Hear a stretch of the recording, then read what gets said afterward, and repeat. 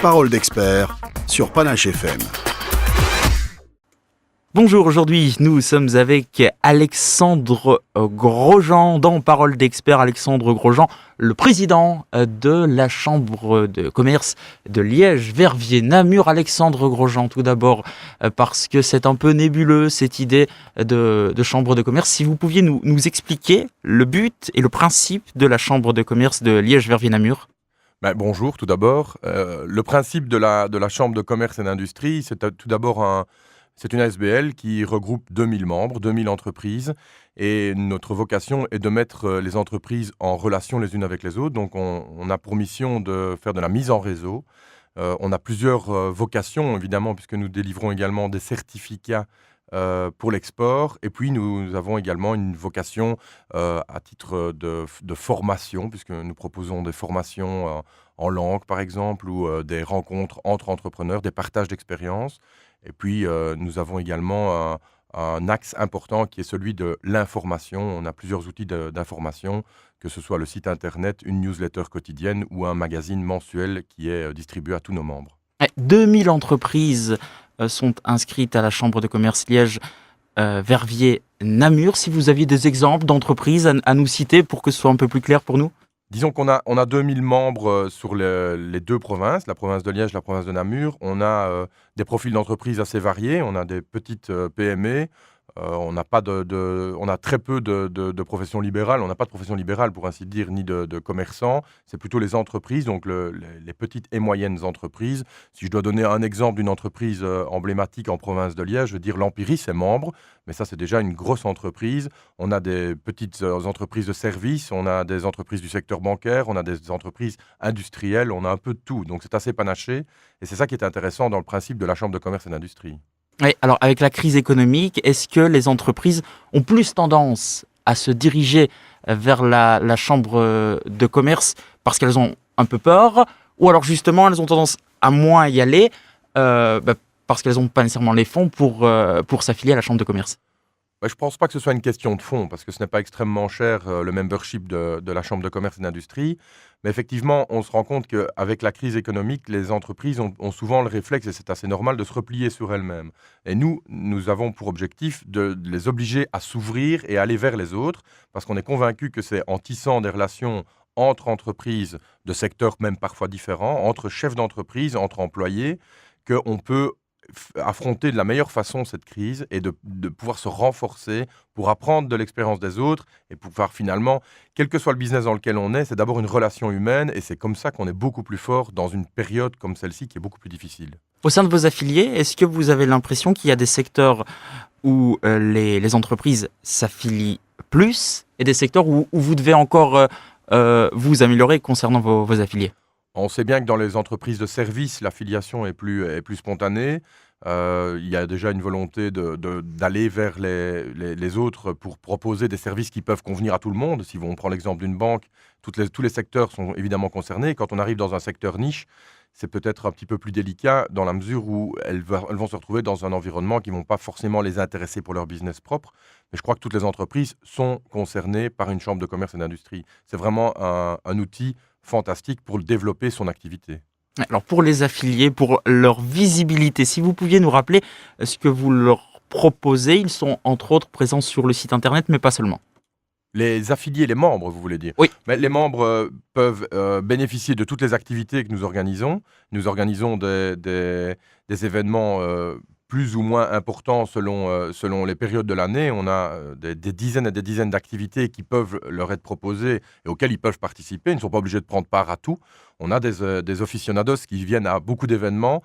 On a des gens qui viennent selon leurs prérogatives, leurs besoins. Alors ça, c'est une offre que nous proposons. Les certificats à l'export, c'est également une offre puisqu'ils ont cet avantage-là de pouvoir bénéficier de cette offre-là. Et puis alors, c'est tous les outils de communication. Je prenais l'exemple tout à l'heure en début d'interview du CCI Mag, qui est le magazine mensuel qui est proposé gratuitement à l'ensemble de nos membres.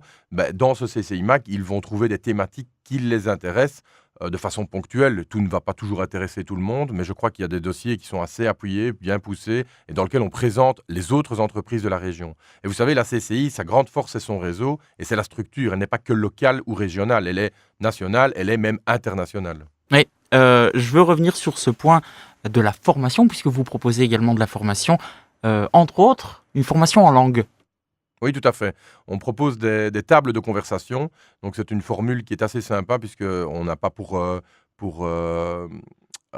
prérogative de proposer des cours de langue avec des profs de langue, mais simplement de proposer des déjeuners. Et durant cette période de midi, la possibilité de converser dans une langue cible avec des experts en la matière. Ça, c'est un élément que la CCI peut proposer à ses membres. Une autre idée que la CCI propose, c'est le groupement d'employeurs. Si vous pouviez également nous éclairer.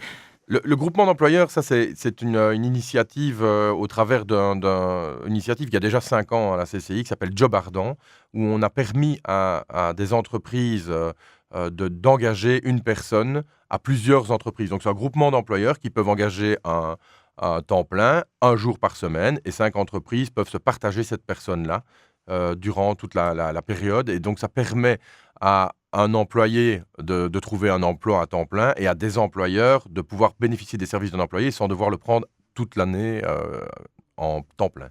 C'est une initiative que vous avez lancée et qui pourtant n'est pas encore très connue par les employeurs. Elle n'est pas très connue maintenant, elle est en train de connaître un renouveau ici puisque la loi a changé et va permettre à beaucoup plus d'entreprises de bénéficier de ce genre de service.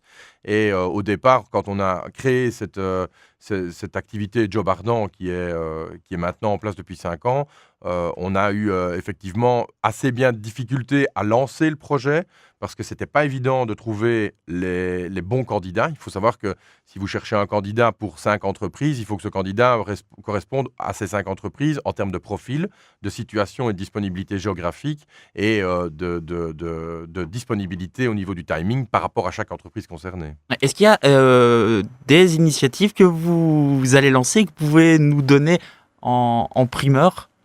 Disons qu'on a tout le temps des activités, en dehors du groupement d'employeurs, vous voulez dire. Hein. On a souvent des activités assez novatrices. On a notamment une activité qui maintenant a presque 1 an et demi, qui s'appelle Made In. Et donc Made In, c'est une soirée qui regroupe, qui permet à des chefs d'entreprise de se retrouver autour d'une thématique commune. Et le Made In est local. Donc on fait un Made In où on met le focus sur une commune. Cette semaine, par exemple, on a fait un Made in EY dans une entreprise où la commune d'EY était mise en avant et on pouvait parler de l'environnement socio-économique et démographique de la commune d'EY. On a déjà fait 14 Made in depuis 1 an et demi, on est allé un peu partout en province de Liège, on continue à y aller, le prochain c'est Made in Verviers si je ne m'abuse, on a fait un Made in Anse il n'y a pas très longtemps.